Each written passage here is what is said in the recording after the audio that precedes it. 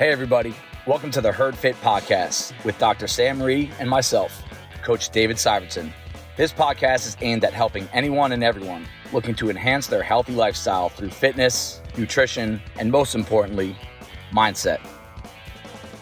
All right, welcome back to the Herd Fit Podcast. I am Coach David Syvertsen. I'm here with my co-host, Dr. and Coach Sam Rhee, and we are just 2 weeks away from the 2025 CrossFit Open, and our next couple of episodes, maybe even the next 3, are going to be centered around the Open and the good and bad behind it, because it's a huge talking point in the space right now for a lot of reasons. And I want to make sure that we don't follow the crowd of just making it such a controversial topic. And there is controversy around it, rightfully so, and we will get to it. But that you guys are going to have to wait till next week for that.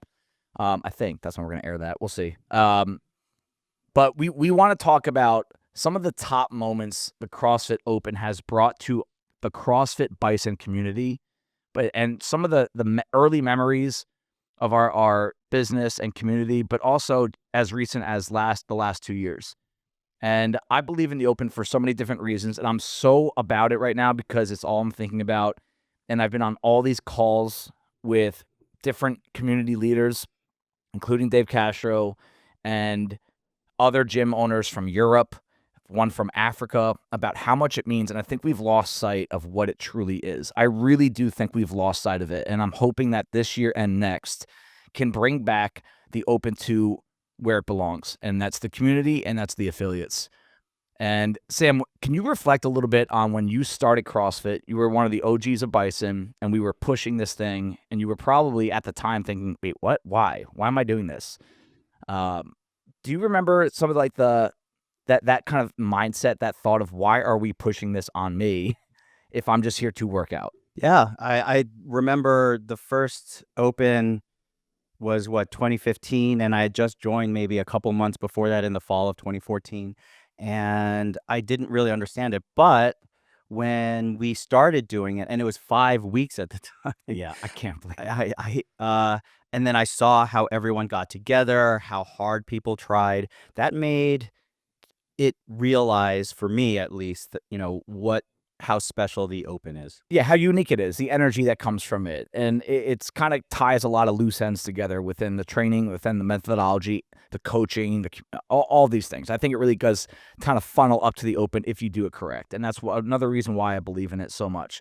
And so I started thinking about how I wanted to run this episode, and I came up with the 5 best moments in CrossFit Bison history around the Open. And then I started realizing almost all of them, minus one, was from point ones, meaning the first weekend, the first workout of an Open. And I've kind of just changed my path of what I wanted to talk about. And I'm going to have a list of the best point ones in CrossFit Bison history when it came to the Open, meaning the first week of the Open, what made it so special. And I can tell you right now, I'm going to put myself on the spot. Each workout from every first Open has a really strong memory in my head. 14.1 was the first time we had the Open at Bison. It was basically me, Tafaro, Ashley, Nick Benedetto, and I think I forced Aaron into doing some of the workouts as well. And I remember the gym was not really done being constructed yet, and Ash and I would go to the gym on a Sunday night, and she counted snatches and double unders, and she didn't know how to count double unders, so she was really nervous the entire time. 15.1 was the first Open party. 16.1 was the first time we had to tape the floor. 17.1 was the first time we used dumbbells. 18.1 was more of a personal thing. That was the year I was on the Coliseum team. That was like a really unique Open for me. 19.1 was the last one we had at the old space, the wall ball in the row. 20.1 was the first one we had the new space. It had the ground to overhead and facing burpees. 21 was the year we had to wear the mask with the wall walks and the jump rope. 22 was the first year we didn't have to wear a mask, and everyone was so excited.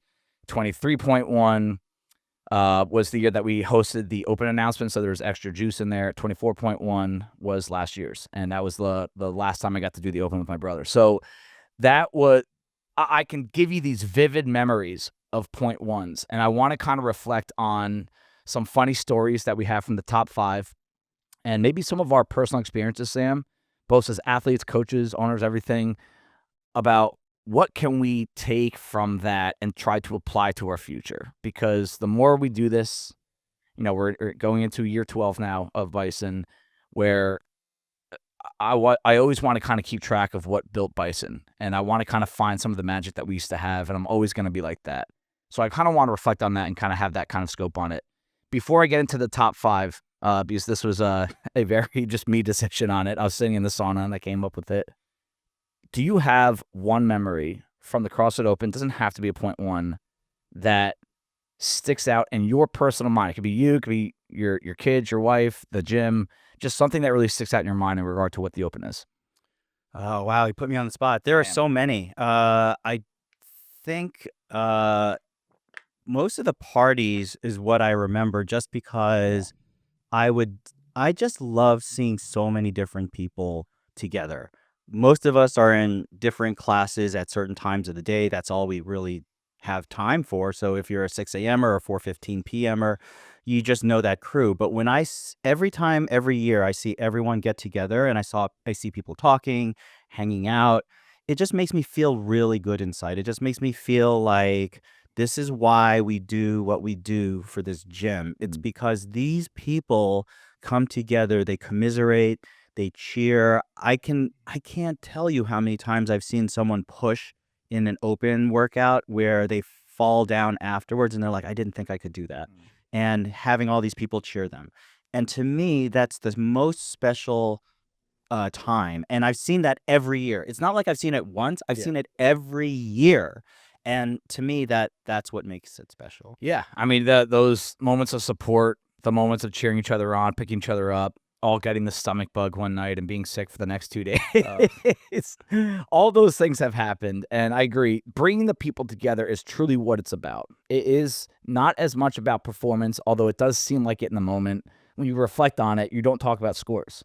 You never do. You talk about bringing people together. So I had these in chronological order. It's not a rank of 1 to 5. I'm just going to go back to chronological. And the first one is exactly that. 15.1, which is a 2-part workout that had toes to bar, deadlifts, and snatches, and then a 1-rep max clean and jerk after.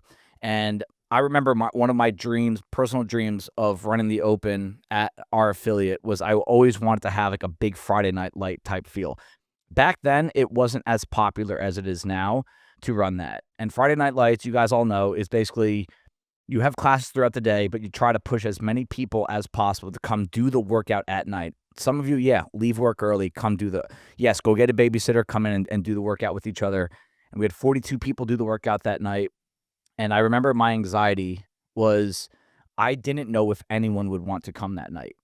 All day, or I would say the week leading up to, I did not know if people were going to want to come at night because I was really into it. That didn't mean everyone else was into it. I believed in the energy you got from working out and lifting around other people. I didn't know if anyone else bought into it or even cared. So I remember having like super nerves leading up to the weeks and almost like asking my brother, like, hey, can you do the workout at night? He didn't. He came at 5 a.m. But that was the first time we had everyone come together. And I remember looking back at the gym, and you'd have 8 people working out about our little dinky rig with no floor space whatsoever. And you'd have 60 people. And what made it special to me, they weren't all members. People brought their families, people brought their kids, people brought their parents to come watch them do the workout. That was probably my biggest confidence boost I've ever had in one moment that, hey, Bison was going to work out. And I would challenge any gym owner out there to try and push something like this, even though there will be people in your gym that do not like to do that. They don't want to, they can't, they have zero desire, but try to focus on those that do. And that's a big reason why we're circling it back this year. We want as many people working out that first Friday night at 25.1 as possible. It's okay if you don't. We have classes all day, don't worry. But I really believe in the magic that comes from that night. This was the year that CrossFit probably was really starting to ascend in a huge way. Like this was the start of the peak for CrossFit as a sport in terms of its popularity. This was the first year Froning Fraser threw down for this one. I was going to ask you if you remember that Oh one. my God. Yeah. I went back and for prep for this episode, I went back and watched it and I was like, oh my God, this was insane. The crowd was going I was crazy. going nuts. And so this workout was 15 toes to bar, 10 deadlifts at 115.75, 5 snatches at 115/75, as many rounds and reps in 9 minutes, and then you had 6-minute time cap for a 1 rep max clean and jerk. And so Froning won by 3 reps. That's crazy. Like 224 to 221. So it's literally like 8 rounds plus. And then Froning also won the clean and jerk by just a couple pounds, 343 to 327. And so I remember now looking at that, I was like, wow, this was so exciting. Everything was so exciting about CrossFit. Reebok was pouring tons of money. I did worse than I look back. I was like, wow, I think I could have done a lot better. What happened? I got 86 reps, which was less than 10 reps a minute, Sam. pretty short. You got what? That was 200. No, what'd you get? It was over 2. Yeah, 209 or something like that. Yeah. 209. Yep. So you got 582nd. And this is in the individual division. So you probably were thinking, ooh, I got room to grow here. Oh, yeah. You're like, yeah. I'm going for it. Yeah, that's right. Here I come, Froning. Yeah, because you're like, oh, that's not so far from 221. And I have to say, when I watch these guys, I'm like, you know what? These guys now just look like really good regional athletes. Yeah. Like, it's so funny how It the is. sport has changed in 10 years. It is.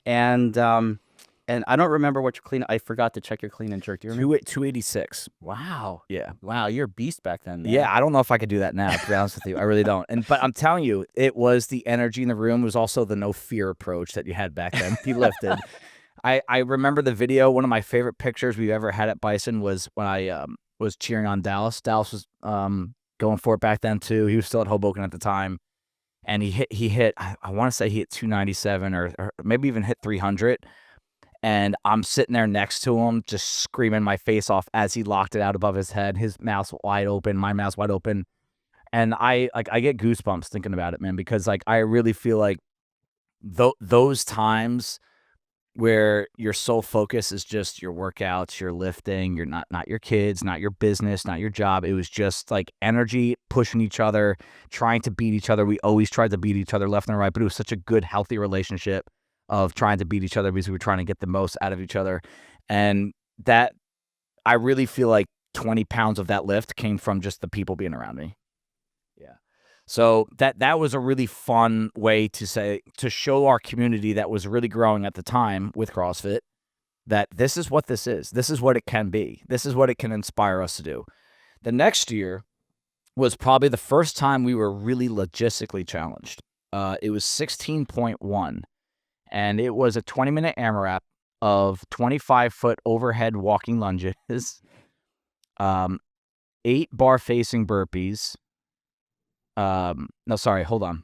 25-foot walking lunges, 8 chest to bar, 25-foot walking lunges, 8 bar-facing burpees. And it was just a fight. It was such a nasty, long workout. All of our butts were sore because it's so many lunges. But the overhead lunges were with a barbell, and they were walking. And you had to tape 5-foot sections in the gym. And for those that don't know about Old Bison, it was probably the width of 1/2 of our gym right now. And the rig was on one side of the gym. It was on the other side. So we couldn't even fit 3 people at a time unless we used the training bars. So all of us had to use these training bars. And even with that, if you dropped it, it was likely going to bounce into somebody else while they were doing a walking lunge. And then we tried to fit 2 more people down at the end of the gym, like by the door. And I remember thinking, like, what do they do? It's a 20-minute workout. How's this going to work? We made it happen. I'm a strong believer that if you want to be a gym owner or a business owner, you have to be good at problem solving more than anything. You have to have that more before you have your finance degree. You just have to be a good problem solver. And that's when we really started to lean on our community. We got yellow tape and green tape. The gym looked awesome. And I just remember the fear of it not working out probably overshadowed how good of a night it actually ended up being. And that was the first time, like, hey, no matter what is thrown at us, we're going to figure something out. Do you remember that workout? Very much so. I have listed 8 burpees and then 8 chest to bar pull-ups for that one. I don't know if I pulled it off a wrong website. It was 25-foot walking lunge, 8 burpees, walking lunge, chest to bar. I don't know. I remember that the bar facing burpees were at the other end of the floor. Okay.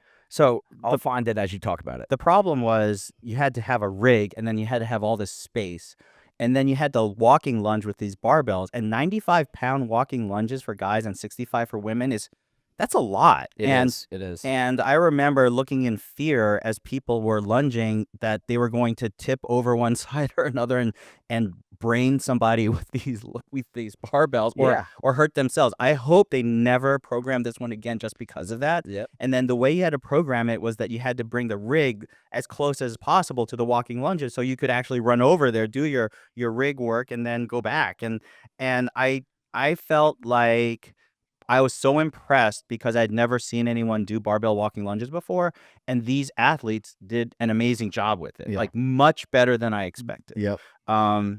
I did average. I got 130 reps, which is like 2,998 for my spot. You went down. You did 10 rounds plus a 10-foot walking lunge, and you scored 2,651, Yep. which was a little bit of a wake-up call. I don't know how you felt about that. I mean, I've never been good at single leg lunges, lower body stamina. And you're right, it was lunge, burpee, lunge, pull up. Mm-hmm. Now I'm thinking about we start on the other side of the floor. So yeah. That definitely, when you're comparing 15 to 16 rank wise, that first workout was very toes to bar dominant. And that's where I've always been strong, and single leg is where I've not been strong. So I really think the predominant movement of that workout was the overhead lunge. And I remember just thinking, like, holding on to it, yes, but going fast is very difficult. Really hard. But some people are really good at lunges. Like, they're just like fly through them. Now we just do lunges all the time. Yeah, we do a lot of single leg. So I think if we were to redo it, people would crush that thing. You know what, though? We ain't doing it because it's too dangerous. It is with the barbell. If we were going to do it, I would say we're going to hold, like, dumbbells above our like head or something like 250. that, or plates or something like that. Right. Yeah, I agree. Yeah, that was a big challenge for us, and that was the second year Friday night. So let's just, like, if you can kind of reflect back on what it was like to go from 14 to 15. Now half the community, I would say, knew what the Friday Night Lights was about. So, like, once January hit, everyone's like, dude, that's my time. I'm going to go. The intensity was higher, and I will tell you this. I remember this clearly. I'm not going to say who. That's when some of the intra-gym competitions start to really get really nasty. I think we had a couple people do some intros, some walk step, like, with the music. I wasn't even thinking about that. And all the costumes. Yes. That was a lot of fun. But even some of the like, her foot's not over the line, like that kind of stuff, like that start getting competitive. Yeah, and I lean into it. I think it's healthy. I just think you have to be able to control it and it not let it ruin your community. And I remember thinking, all right, this is now changing. This is no longer like, hey, we're all here having fun. It's like, wow, people are really paying attention to who's beating who and who's going to redo the workout on Sunday. That's when repeats started to be. That was the year we started to have to say, guys, no more repeats on Mondays. It was that year. I remember that. So that was 15.1. 16.1. Sorry, 16.1. 17.1 is probably one of my favorite memories just from like a comical perspective. 17.1, about a month prior to that, CrossFit put out an Instagram post saying, hey guys, there's going to be dumbbells in the open. And everyone's like, oh, yeah, look at this. This is awesome. Back then, I think we had 6 dumbbells in our gym. We didn't have an array of dumbbells. We didn't use them that much. And I remember thinking I always like the open because it kind of tells affiliate owners, like, hey, you should be doing more of this. So I took it that way, like, oh, we got to use more dumbbells. As the open's getting closer and closer, like, we're looking at each other. We still don't have much money to work with. And we're looking at each other and say, hey, should we be buying dumbbells? And we're like, yeah, maybe we'll go get a few. And workout comes out, 17.1 right away has dumbbell snatches and burpee box jump overs. And not only does it have dumbbell snatches, it had 150 of them. Oh, my God. So we're looking at the workout. We're looking at the amount of people that are coming to the gym, which in some ways is 15 to 20 people at a time. And we're like, we have 9 dumbbells. This is not going to work. So we had gym teachers from our staff and from our gym stealing dumbbells from their high school gym for Friday Night Lights. I'm like, hey, we'll bring it back Saturday morning. I'm contacting Midland Park High School. I had a couple connections there, and I actually got a couple from them saying I'll bring them back the next day. And if they break them, I'll buy more. We went to Walmart. They were all out of stock everywhere because every CrossFit affiliate was trying to go from. It was very common not to have many dumbbells. They were all trying to buy them. And we brought these like dinky ones from Walmart, but like by the second time someone used it in a workout, the dumbbells were flying off the handles. They were not made for that. To the point, guys, imagine this. Imagine doing a workout with 150 dumbbell snatches, and we had 40s. and we were taping 5-pound dumbbells on each side of it with duct tape. I remember Adam Ramsden running into the gym on a Thursday night. He's always there to help us out, set up, duct taping with brown duct tape, steel plates to the end of the dumbbell. And we're thinking, I think it'll stay. I don't. You remember that? That was the jankiest looking thing I've ever seen, with people doing dumbbell snatches with duct tape and little plates stuck. I will never forget that. I will never forget that. And I'll tell you what, man, like, when it comes to equipment and facility, like, CrossFitters now are freaking spoiled. Like, and they don't even realize it. Back then, like, if we had people in our gym right now use dumbbells with duct tape on it, they'd be like, this is going to affect my score. No, absolutely not. But I remember Gavin, Friday Night Lights, we had a huge amount of people there. That was a big open party. It was a really night. big one. For whatever reason, it was just a ton of people. Yeah. His dumbbell, I think it was either the dumbbell head or his 5-pound plate came flying off mid-workout. And he kind of just looked at me and Ash, and we just went and grabbed another one. It was so dangerous and stupid at the same time. It kind of just made it seem like, hey, we don't really have control of the situation. We're going to do our best to come up with solutions. The next week is when we got crushed. Do you remember what the workout was the next week? No, what was it?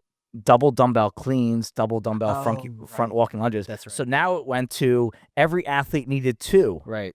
And we were like, oh my God. We were like getting mad at CrossFit at the time. Reflect a little bit, Sam, on, because at this time, you're like a key member of the gym. I think this is when I started calling you like the mayor, or you and Susan, like the mayor and the mayor's, or no, Susan was the mayor and you were the mayor's husband. The boss of the mayor is what she was. Yes. You had a kind of like a different angle, a different approach. We had a friendship back then. Mm-hmm. You had people over. You're kind of like a leader of the community. Do you remember it being kind of like a negative that we had to use these dumbbells and taping it together, or was like, hey, this is what we do. We figure stuff out and we do it together? I at the time it was terrible, but you look back, I guess, with the fog of time, and you kind of reminisce more positively about it. Yeah. I just feel like we tried to roll with everything. I mean, at the time, it was a young gym. We were younger, and we just wanted to get through it. And so we just tried to MacGyver whatever we could.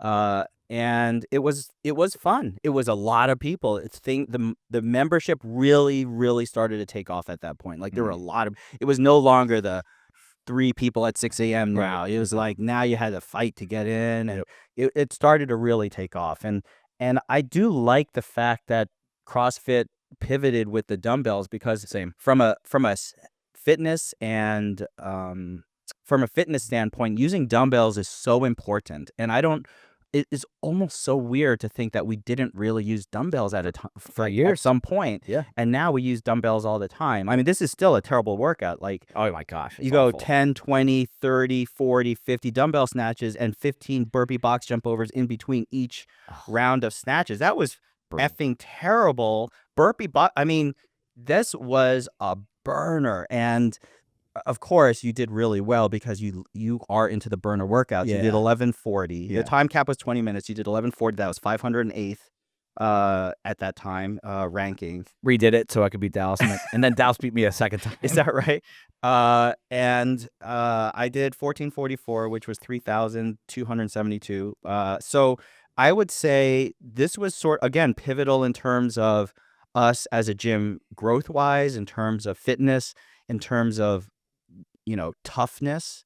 Like, it was sort of a watershed moment. Adapting too. Yeah, adapting. Because that was not a new movement. I actually remember programming a workout dumbbell snatches, but I think it was for myself. I don't think the gym did it. And that was a lot of reps, and people didn't know how to transition back then. Right. We were trying to teach each other how to switch the dumbbell. Now people like throw it and catch it. It was like, it's easy now, almost. Not easy, but people's backs were ruined after this workout because you would pick one up, you would reach back to the ground, switch with the dumbbell on the ground, probably not tighten up, and then just yank it back up. And you're doing this over and over with the hinge favored movement of the burpee box jump. And what I liked about it, and I wish CrossFit would do again, but I'm biased on this, is that they threw something at us and they let us know, like, hey, you guys better have this piece of equipment for the Open. And I remember someone asking Dave Castro a year or two ago, would you ever put the Echo bike in the Open? And he goes, one year we are going to put that in the Open. And I was like, well, you better let gyms know a year ahead of time, not a Right. month, because Yeah. that's a big expense. It's a lot. And that's probably something that has held them back from putting it in the open. But I do think I love having a higher power kind of look down on all of us and say, like, hey, you guys are probably not doing enough of this. We're going to put it in the open at some point. You better start either budgeting it or just go get one right now. We used to have so many back issues with people doing dumbbell snatches, but now that we do so many, Yeah. we coach that so much better. Yep. And people know now, don't hinge at that back. Like, keep that dumbbell close. There's a way to do it. Yeah. And I feel like if we had to, I mean, not that I would ever want to reprogram this, people would be doing so much better on that one.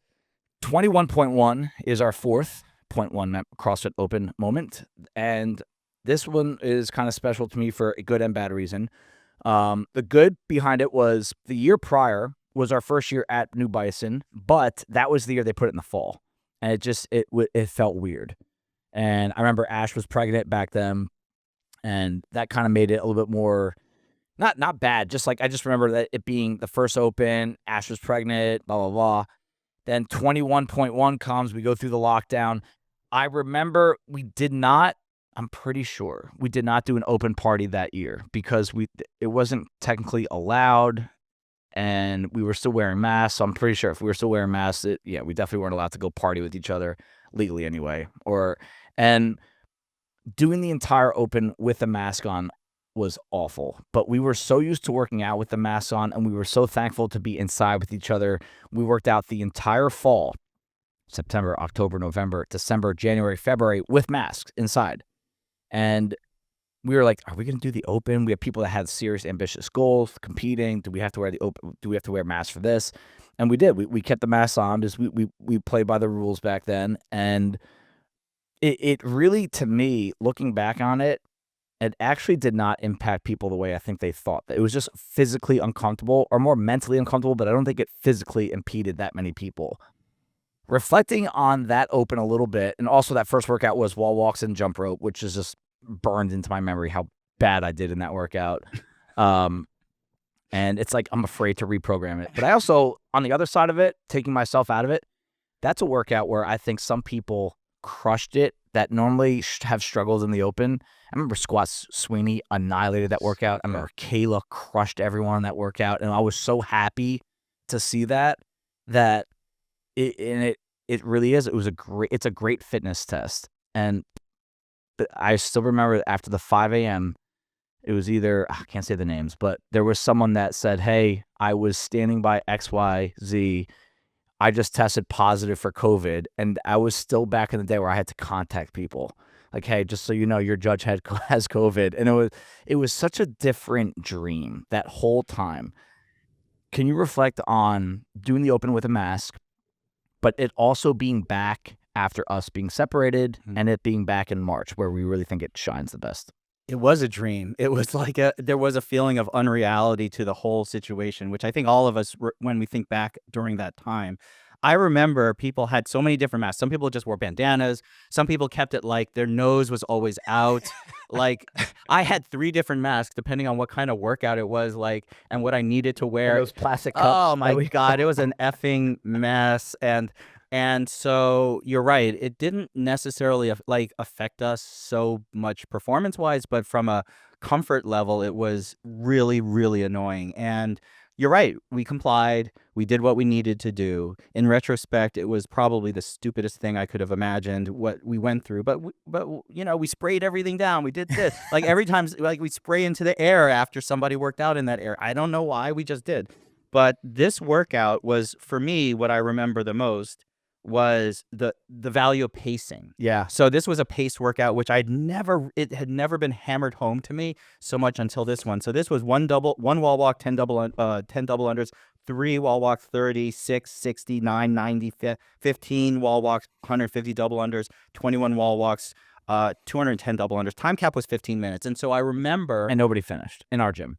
right. So what I remember going with CJ, and CJ had this effing revelation, which he's a pretty, stoic kind of guy, and he just kind of pushes through.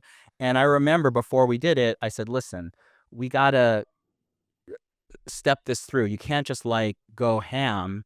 Like, here are your scheduled timings Yeah. that you need to get to here. If you go faster than this, slow down, Yep. stick to this. This will go. And he did it once, and then he actually came back and he redid it. And he did like orders of magnitude better the second time. And he goes, Sam, this is crazy. Yeah. I worked less and I did better. It was like a blow away mental moment.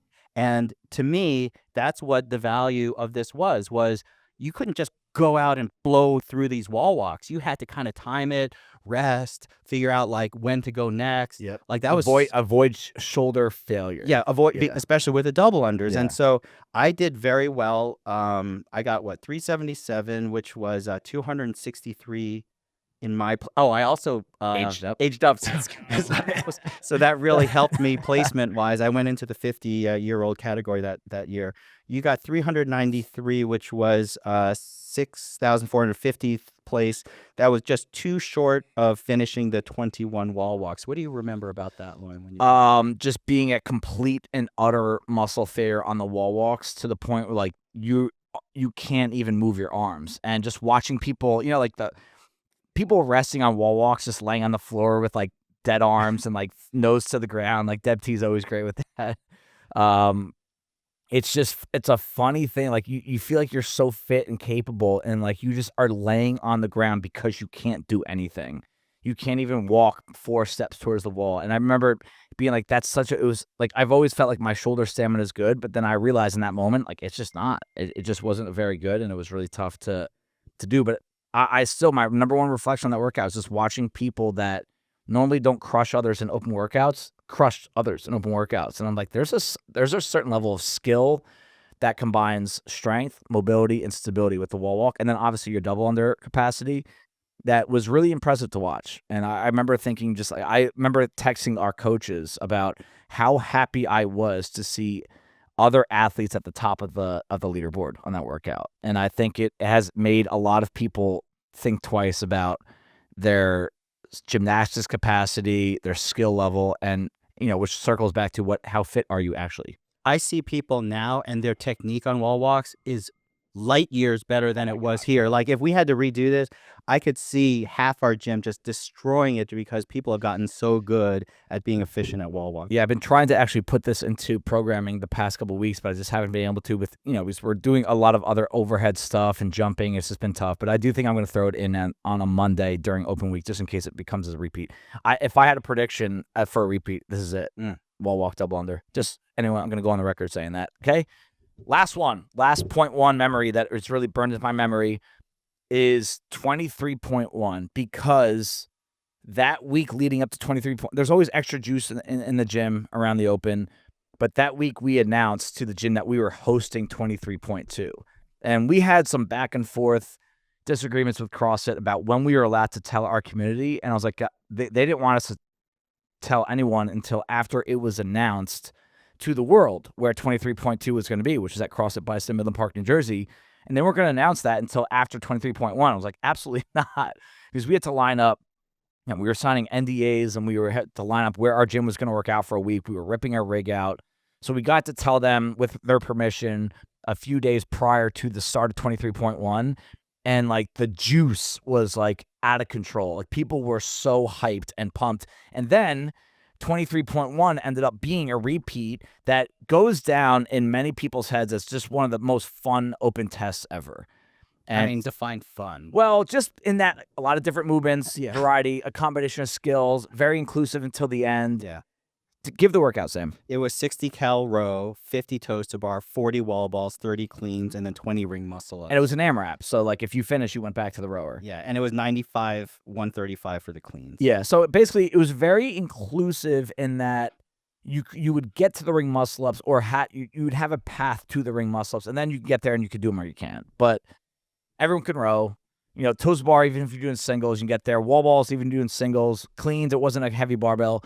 And it's a chipper, and it's fun to watch too, because it's like, all right, who's going to get there first? Who's going to get there second, but then pull ahead, And it's just a fun one to watch. And then you get to the ring. You get the rings involved. People are getting their first muscle up. Yeah. People are stringing them together. Like, yes. I just remember the open party that night. It had so much extra juice. We had, we talked to the crowd before our group picture, and everyone's just like hyped. We had TYR in the building. Yes. CrossFit headquarters staff was at our gym during open gym on that Sunday. Yep. And I just remember that was kind of like the euphoria. That was like to me, that year was like the peak open for CrossFit Bison individually, because we were hosting the next week. You just felt like a certain level of, I don't know, you felt like Bison like was really important back then. Like our community felt it was really important. And then we crushed the open announcement. And like Rich Froning's like, man, I want to work out in this place. Like that, we felt very, it wasn't even accomplished. Like I don't want to go down that path. It was just like we felt Bison was really truly on the map, because we've always taken pride in how we've done things and how we like to showcase our community, like Kathleen and Joel, their whole story going up there. We always knew it was special, but now we got to show everyone else how special it was. And like I just remember it being really extra energetic that Friday night. I think this was sort of our coming out as a flagship Yeah. for CrossFit in terms of being out on the map. Like there's certain gyms out there that have been synonymous with CrossFit Diablo or CrossFit Santa Cruz or Invictus. And this was sort of the year where people, like if you would go out to other places, they might be like, oh yeah, CrossFit Bison. Yeah, I heard of you guys. Yep. I know who you guys are. And that just came from not because we had an in geographically. I mean, we're out in New Jersey and everyone else is West Coast. Yeah. Because we had some famous games athletes that worked out here, like CrossFit Reykjavik with Annie Thorisdottir and all those guys. Like we just had a bunch of people and participated like crazy every year. And we were always one of the top affiliate participation. We always had one of the top numbers every year. And it wasn't that we were so special in any other way, other than the fact that we had a lot of members who bought in, who made this a big place, a fun place to work out in. And you're right, that open workout showed that to the world. But this was a really great workout beforehand for a lot of people. And a lot of people were scared. They're like, how do I get through 50 toes to bar? How do I get through 30 cleans? That's insane. And when I watched people do this, or how do I even get a ring muscle up? And so there were a lot of like mini barriers mentally for people that they smashed in this workout, which was exactly what open workouts are designed to do. Yep. Like you think you can't do 30 cleans, guess what? You just did that, and you just got to, you got time to play on the rings if you wanted to. And so, so for me, I got one ring muscle up, which after all that, and I am so janky on the rings, like that was a win for me. I thought I could have maybe gotten 2 or 3, but everyone thinks that, right? And so that got me 522nd place. You crushed this one in a huge way. Maybe your best 0.1 finish ever. You got 1 round plus second best. Oh, is that right? 18 point. Okay. 1 round plus 28 cows on the come around. Yeah. And you got 169th place. So, I mean, from a personal best standpoint, this must have been a huge high for you as well. Yeah. This was actually after, just a few months after I hurt my knee at Mayhem for Legends. I just remember thinking, like, I hadn't squatted in months. I was doing PT. The wall balls, that was the first time I squatted with exterior load in a workout. With like, repetitively over and over, like going back and forth, rebounding. And thank God it was just a wall ball, not like a heavy thruster. Because the next week we had heavy thrusters with the 23.2, and like I definitely capped myself. I didn't want to go heavy on that. I stopped myself at a certain point. But that, I really do think part of me doing well in that workout was that the juice, the energy that we had from hosting. We were just like, so it was just excited. And it just goes to show to me, like, when your mind is in the right place, when you're training, when you're working out, you bring yourself to new heights. And I've been reflecting on this a lot with myself and others, that when your head's not there, if it's kind of like 80% there, you're putting a significant cap on what you can physically do. And I think you have to really kind of look inward sometimes, be like, all right, what do I actually want out of this? Am I really trying to pursue performance, health, fitness, aesthetics, whatever? But if you're not really all in between the ears, you're not going to reach that goal. There's just no shot. And you can't guarantee that you're going to hit your goal by being mentally in it. But I really do think it's like a prerequisite to hitting that goal, is you have to really be fully committed in your head to pursuing that. And it was really, and there are certain moments and certain environments where it becomes easier to put your head in it. And that year, it was so easy to put your head in it because of what we had coming our way the week after. And that's something that I just want to wrap this up with, is that as the Open is coming our way, just thinking right now, we're probably going to release this days before 25.1. Just try to be really present with all of the positive that comes from it, and the energy, the juice, the personal ambition, supporting others. It doesn't even have to be about you and your workouts. It could just be like, what can you do for others?